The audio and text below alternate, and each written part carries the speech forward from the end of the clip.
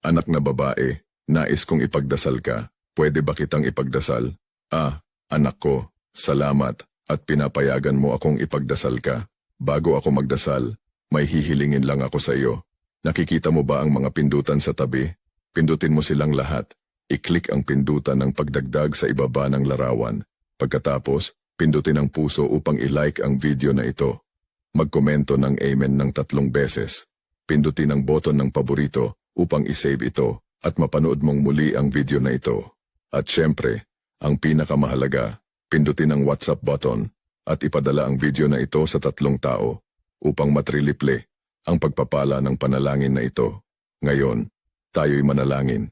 Amang makapangyarihan sa lahat, na kayang gawin ang lahat ng bagay, palayain mo ang aking spirito mula sa pagkabihag ng masama. Ipatong mo ang iyong mga kamay sa akin upang ako'y iyong bantayan at iligtas sa lahat ng kasamaan.